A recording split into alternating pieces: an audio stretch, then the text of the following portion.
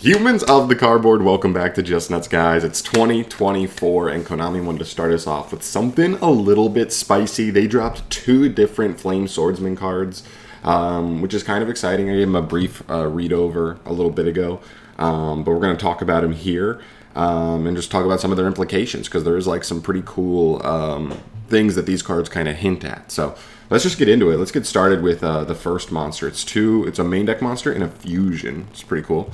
The first one here is a new level 4 Fire Warrior. Love it. Fighting Flame Swordsman. Keep in mind he's searchable off Rhoda. He's technically searchable off of Durendal as well, even though there's no Ice Sold anymore, which is probably, maybe this is one of the reasons they also hit Ice Sold, is so that this deck wouldn't be able to run away with it. But we'll see. All right, 1816 for the stats, by the way, pretty good for a level 4. If this card is normal or special summoned, you can add 1 spell or trap that mentions Flame Swordsman from your deck to your hand. Okay, just a Stratos, cool, those are good.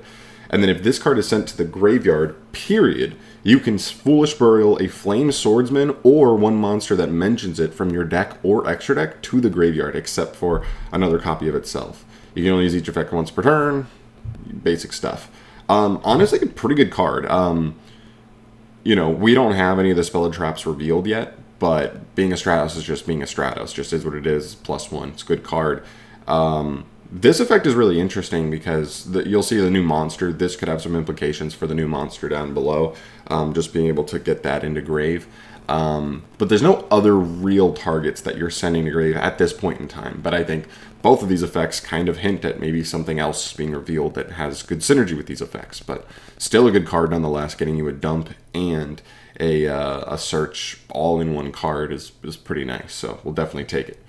All right, next up we have Fighting Flame Dragon. I can't even really tell what's going on in the artwork because this picture is not the cleanest looking picture in the world, but whatever. I'm sure we'll get better images later. The level 5 Fire Dragon fusion, 1700 attack, 1600 defense. It is level 5, so I believe we can instant fusion for it if you want, but I don't know if that's really worth it. We'll see. Takes 1 dragon plus 1 Fire Warrior. Not gonna lie, this probably goes into the pool of decent super poly targets, depending on what formats are looking like, and if a very specific deck is ending on dragons and Fire Warriors, but whatever. All right, here's what it actually does. Except during the damage step, quick effect. Target 1 warrior fusion you control. Equip this card from your field or grave to that monster as an equip spell. You can only use this effect once per turn, and while this card is equipped to Flame Swordsman, or your monster that mentions it, the equipped monster gains 700 attack, and can make a second attack during each battle phase. That's not nothing. 700 attack is like, okay, like sure, it's a little boost, but being able to attack twice, I mean, if they've got a boss monster that's like 2800, I mean, we're talking a 3500 double attacker. That can just clear boards. Plus, think about stuff like the main deck, Immortal Gearfried. This can just, wait. This only equips to a Warrior Fusion, but as long as you can set up Gearfried next to a Warrior Fusion, which I'm going to assume this deck is going to be kind of based around doing, then this would be your equip that allows Gearfried to negate monsters. So that could definitely be another realm area where we're able to take advantage of something like Gearfried as well, which is cool. I mean, honestly, this card doesn't do that much by itself, but if it's one of those things where like built around the rest of the archetype, getting this engraved for free essentially off of this card, or maybe we get a fusion spell where we're able to like send this from extra deck as material, then obviously getting this set up is really easy. And if it's free, then that's cool. But hopefully it's not a card we have to like neg too much to go through. But all in all, I think the biggest implications of these cards is how many other cards they imply that we're getting, right? This guy searches spells and traps that mention Flame Swordsman. They literally don't exist yet. So my guesstimate is somewhere between 2 and 4 spells or traps are still coming that are searchable off of this guy.